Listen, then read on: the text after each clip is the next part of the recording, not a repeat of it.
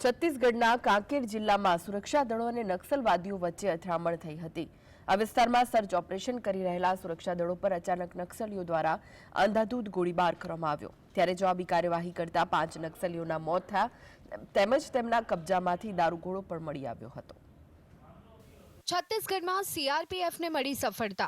कांकेરના જંગલોમાં 5 નક્સલીઓ કર્યા ઠાર।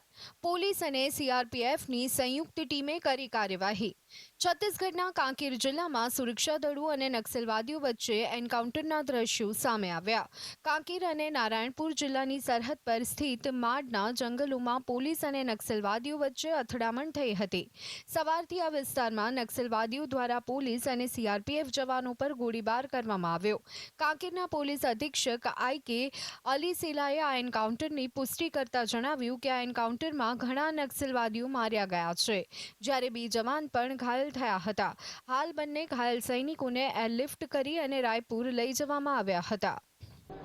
बताया जा रहा है कि 10-20 नक्सली थे वहाँ, जिसमें से 5 नक्सली ढेर हो गए, जिसमें से 2 जवानों को गोली लगी। एक जवान के मतलब पैर में लगा और एक जवान के सिर में। तो दोनों जवान अभी थोड़ा सुरक्षित हैं। खतरे से बाहर है दोनों? हाँ, खतरे से बाहर हैं। कितने जवानों का ग्रुप था उनके साथ में? कितने लोग वहाँ पर मुठभेड़ पे गए थे? आप लोग कितने लोग थे? हम लोग टोटल मतलब ज्वाइंट ऑपरेशन था, टोटल 1439 के आसपास थे फोर्स। नक्सली कितने थे? नक्सली 20-25 के आसपास। નક્સલવાદીઓના કબજામાંથી જપ્ત કરાયું દારૂગોળો। 2 ઓટોમેટિક હથિયાર સાથે અનેક હથિયાર કબજે। મહારાષ્ટ્રની સરહદે કાંકેર નારાયણપુર જિલ્લાની સીમમાં હજુ પણ અથડામણ ચાલી રહી છે। હાલની માહિતી મુજબ અત્યાર સુધીમાં 5 નક્સલવાદીઓના મૃતદેહ મળી આવ્યા છે। આ સિવાય સુરક્ષા દળોએ મોટી સંખ્યામાં ગોળા બારૂદ મળી આવ્યો હતો।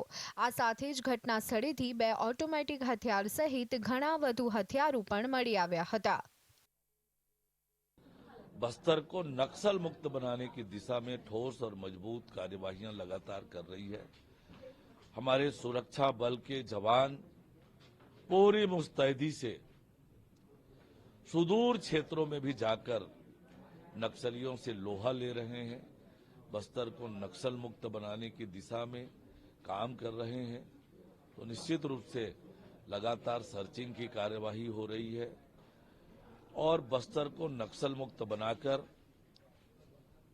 बस्तर को विकास की दिशा में तेज गति से आगे बढ़ाने का काम हम कर रहे हैं। કાશ્મીરની જેમ છત્તીસગઢમાં શરૂ થયું ઓપરેશન નક્સલવાદ વિરુદ્ધ ઓપરેશન ઓલ આઉટ। સુરક્ષા દળો અને નક્સલવાદીઓ વચ્ચે જ્યાં એન્કાઉન્ટર થઈ રહ્યું છે તે વિસ્તાર અતિ સંવેદનશીલ છે। સુરક્ષા દળોએ હાલમાં જ અબુ ઝહમદના જંગલોમાં મોટા પાયે સર્ચ ઓપરેશન હાથ ધર્યું હતું। ત્યારબાદ શનિવારના રોજ મોટી કાર્યવાહી કરવામાં આવી હતી। આ સિવાય 4 ઓક્ટોબરે જ આ જંગલોમાં સૌથી મોટું નક્સલી ઓપરેશન હાથ ધરવામાં આવ્યું હતું, જેમાં લગભગ 31 નક્સલવાદીઓ માર્યા ગયા હતા। જોવા જઈએ તો હાલ પોલીસ અને સીઆરપીએફ નક્સલવાદીઓની કમર તોડવા માટે સતત અભિયાન ચલાવી રહી છે। Bureau report GSTV।